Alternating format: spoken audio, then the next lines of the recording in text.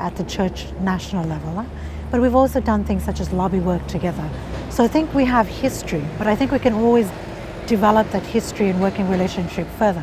Because I think if you're looking at the types of impact that PESA Plus or IPA poses on our people, then we need to do more in terms of getting that awareness raised at the church level, at the national level.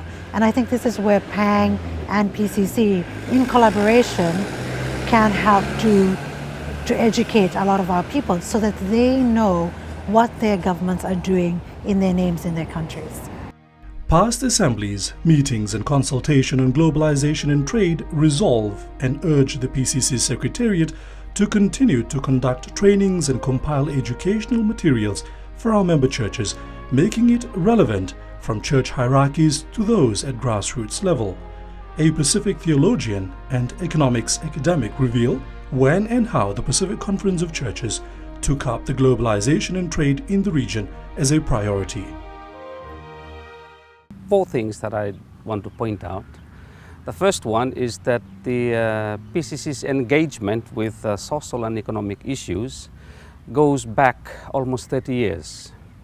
In 1982 was the publication of the first findings through the publication of the book Losing Control.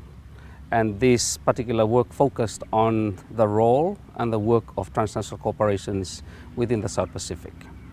Now, a few years ago in 2001, another major conference was organized by PCC, which involved not only the church leaders within the Pacific, but also NGOs in the Pacific and the global ecumenical institutions and organizations. And the focus of that particular meeting held in Nandi was on globalization, economic globalization, and ecology.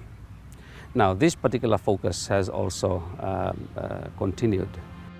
In 2009, the Secretariat engaged Reverend Dr. Cliff Bird, a Solomon Island United Church minister and a senior lecturer at the Pacific Theological College in Suva, to develop a position paper on a theological perspective on globalization and trade.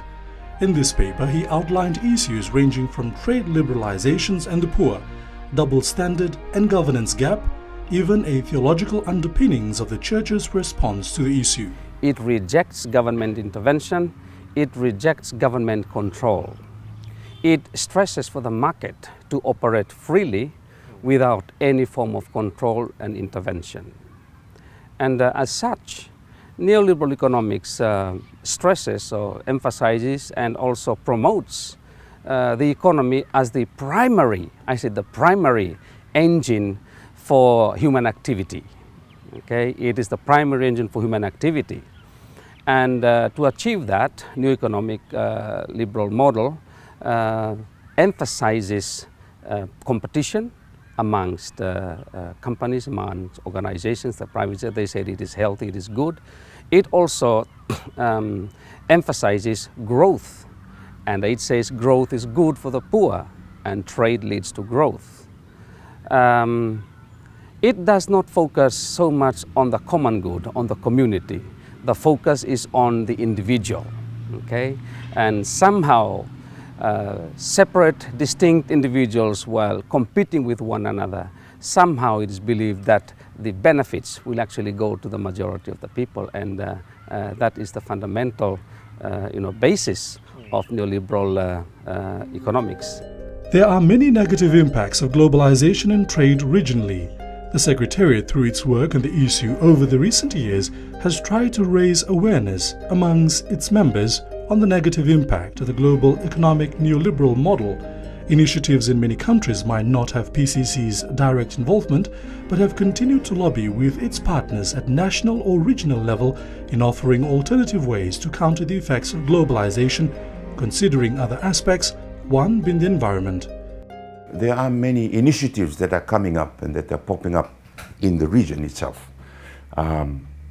The most recent custom economy meeting of the Vanuatu Cultural Center.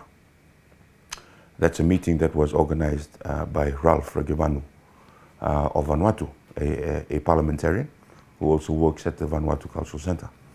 This initiative sought to see how we could value traditional economy.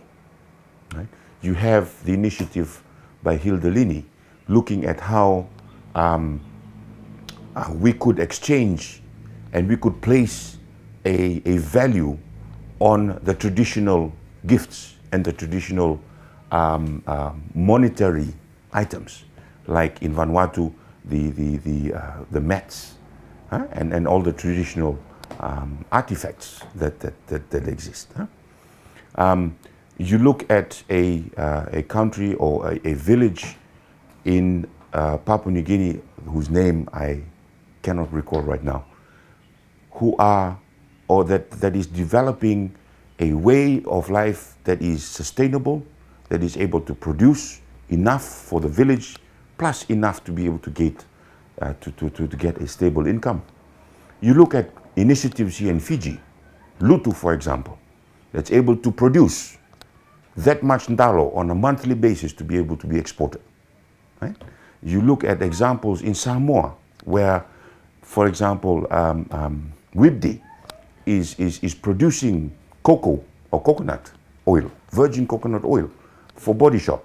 Now, all of these economies, all of these examples, and many more, all of these examples are taking what is best of the Pacific Island communities, right? And they are not breaking the Pacific Island communities and societies. They are using it as the platform to then engage in this economic model that exists. PCC over the years continue to preach living alternatively. One may question as to what is that alternative. In March of 2001, the Pacific Desk, together with the Justice, Peace and Creation team of the World Council of Churches, organized a meeting in Geneva to draft an outline of a response from the Pacific region on alternatives to economic globalization. The proposed document from this particular meeting, titled Island of Hope, a Pacific Church's Response to Globalization, was endorsed by church leaders. The global ecumenical family was then invited to the Pacific region in August of the same year to receive the Island of Hope as the contribution of the Pacific region to the global ecumenical process of identifying an alternative to the present economic system. The conference was also an act of solidarity with a region that has been marginalized and excluded as a result of its distant geographical location. There are many questions that linger on everyone's mind from time to time, which is, what is happening to our region as a result of globalization and trade? What is happening to our environment? And what does ecological justice mean to us, the people of Vanua and Moana? One important thing I may say is this: our current way of life is not sustainable. Our current way of life will destroy our